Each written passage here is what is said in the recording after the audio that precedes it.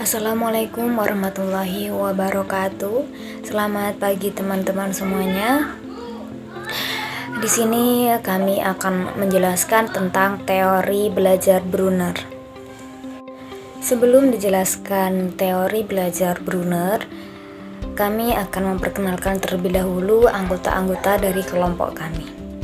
Yang pertama ada Muhammad Samsudin, lalu yang kedua ada Isti Munawaroh, lalu yang ketiga ada Nisa Arifatul, lalu yang keempat ada Rahmat Robianto, lalu yang terakhir ada Muhammad Taufikur Rahman. Langsung saja, berikut adalah penjelasan dari teori belajar Brunner. Jerome Seymour Brunner lahir di Amerika pada tanggal 1 Oktober 1915 dan meninggal pada tanggal 5 Juni 2016 di kota New York, Amerika Serikat.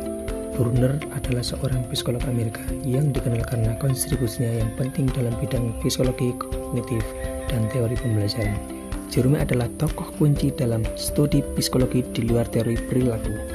Beliau juga seorang peneliti yang tak kenal lelah, yang terus-menerus berpindah dari suatu bidang ke bidang lainnya, dan menghabiskan sebagian besar masa hidupnya untuk memahami cara manusia memandang dunia, yang membawanya untuk memberikan kontribusi penting ke bidang pendidikan dan psikologi kognitif.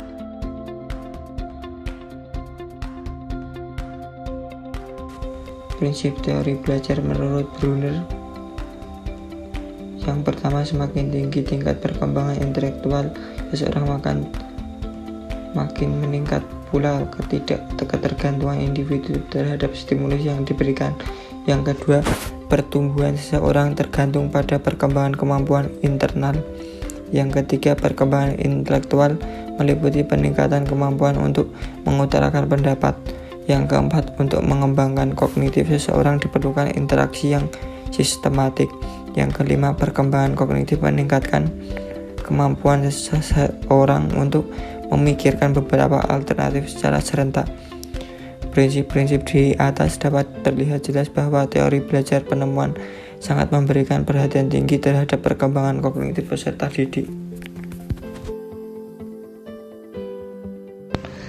Tahapan-tahapan penerapan teori Brunner dalam mata pelajaran matematika.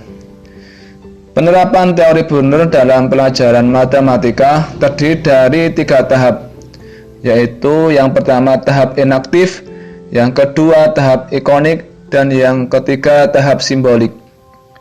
Tahap inaktif adalah tahapan belajar di mana siswa diberi kesempatan dalam memanipulasi objek konkret secara langsung. Tahap ikonik adalah tahapan belajar di mana siswa memanipulasi objek konkret ke dalam bentuk gambar.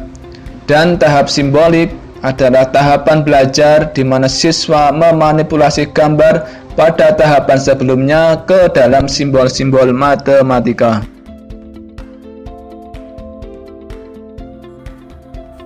Penerapan teori Brunner dalam dunia pendidikan atau disebut dengan belajar penemuan. Di sini ada 2 poin, yang pertama model dan tujuan, dan yang kedua peran guru. Untuk poin pertama yaitu knowing is process not a product, artinya mengetahui adalah proses bukan produk. Untuk poin kedua yaitu peran guru sebagai fasilitator, mengarahkan, menyajikan dengan enaktif, ikonik, dan simbolik, dan memberikan penilaian hasil belajarnya tergantung pemahaman konsep dasar dan penerapannya pada kehidupan sehari-harinya. Nah, kesimpulan dari teori belajar Brunner ini adalah penyajian kemampuan dapat dilakukan melalui 3 cara, yaitu yang pertama adalah dengan cara enaktif, lalu yang kedua dengan cara ikonik, lalu yang ketiga adalah dengan cara simbolik. Menurut Brunner, belajar terjadi melalui pembelajaran discovery learning atau pembelajaran berbasis penemuan. Pengetahuan yang diperoleh dari pembelajaran berbasis penemuan ini atau pembelajaran discovery learning memiliki beberapa keunggulan. Yang pertama adalah pengetahuan yang didapat dari pembelajaran discovery learning ini dapat bertahan lama. Selain itu juga memiliki efek transfer ilmu yang baik juga. Selain itu, pembelajaran berbasis penemuan ini juga meningkatkan penalaran dan memiliki kemampuan berpikir yang luas dan bebas.